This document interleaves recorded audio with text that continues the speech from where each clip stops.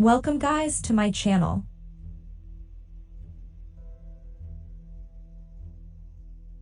The film takes place in the small town of Wengenberg, where a young girl named Jennifer lives with a skewed face and a disgusting hump in the family of a cattleman. Because of her ugly appearance, the girl is constantly mocked by the locals. One day, while Jennifer is being mocked by a couple of local young men, she accidentally opens a portal to the magical world of Lara in Aritusa. In Lara, she meets a young wizard named Istrid. Concerned that all magic leaves traces, which wizards can use to find someone with even a small amount of magic, Istrid decides to save Jennifer. He opens a safe portal that takes her away from her home. Later, a beautiful and wealthy lady arrives at Jennifer's father's farm to buy a pig. However, upon seeing Jennifer, she expresses a desire to buy her as well, despite the pleas of Jennifer's mother, who recognizes the lady as a witch. Jennifer's father sells her for half the price of the animal, revealing his disgust for his daughter. Jennifer finds herself in the magical school of the Enchantress, called Freeze, where several girls are already studying. Initially, Jennifer takes the separation from home to heart and is deeply affected by how her father judged her. She even contemplates suicide. However, when classes begin, she discovers that Istrid was right about her inadvertent wizardry, causing the wave and attracting the attention of the school's rector.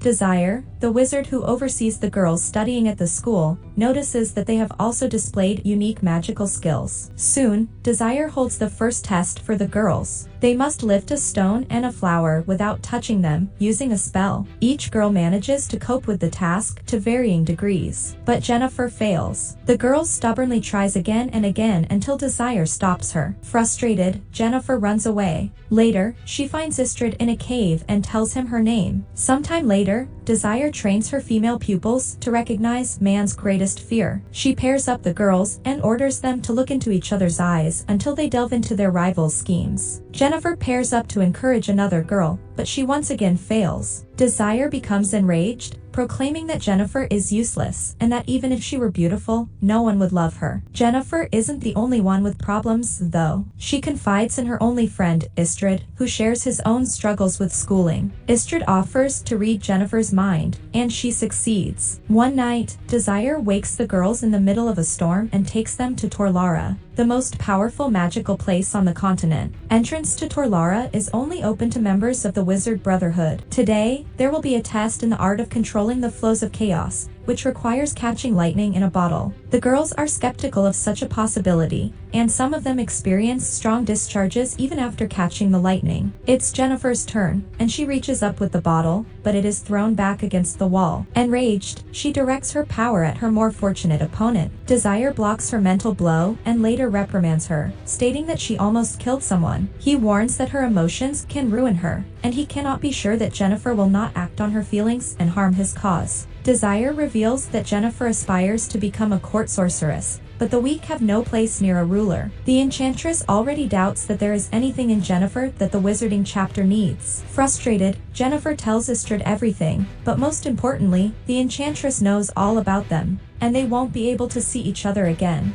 Istrid offers to show Jennifer other, more ancient and powerful magic, but warns her that it is very dangerous. He shows her the skulls of the dead elves who built Aritusa. They were the first wizards of the continent, and they were the ones who built all the magical places. However, humans arrived on the continent and slaughtered them. Istrid gives Jennifer a flower that can only grow with the Elder Blood's rest and reads a spell. By repeating it, Jennifer opens a portal. The astonished wizard doesn't understand how she managed to do it the first time, and Jennifer confesses that her real father was a half-elf who died in the purge. It was his blood that made her ugly. Istrid kisses Jennifer and confesses his love for her. Later, Jennifer shows Desire the flower, and it turns out that acquiring the plant was her assignment. Using her skills of false emotion, Jennifer hopes to be elevated, and the Enchantress promises that she will soon hear a knock and know when it is time. Meanwhile, Istrid reports to his mentor, Strigabar, about what he has learned about Jennifer. One night, Jennifer hears a knock at her neighbor's door and, taking the flower,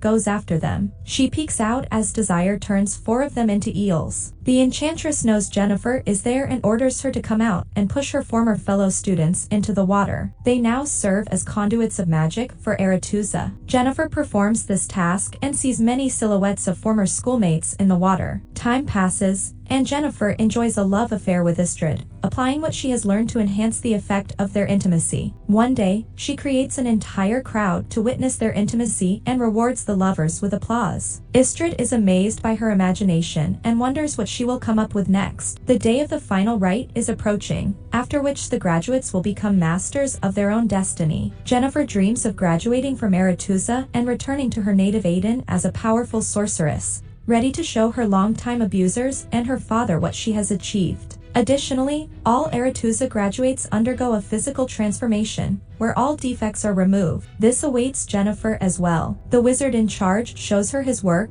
the flawless beauty of the graduates, and promises her an equally wonderful result. He suggests making her color and noble, but strong, gray to sigh. On the other hand, he teaches her to look in the mirror and see what Jennifer herself wants. He orders the girl to close her eyes and imagine the most powerful woman in the world. Jennifer complies with the order but does not yet see the promised beauty. Meanwhile, the chapter of wizards gathers in Aritusa to decide whether graduates should serve all kings, as every kingdom needs court wizards. It is revealed that one of the council leaders, the wizard Stregobor, knows that Jennifer is a quarter elf, which means she will not be accepted at Aritusa due to the prejudice against elves. The chapter votes to send Jennifer to Nilfgaard, which she strongly dislikes. She demands an audience with the chapter, but Desire declares herself in charge of the distribution. Jennifer is beside herself, as she has no intention of wasting her life serving the king of a small southern kingdom and a lover of women. The tutor reminds her of the elven blood,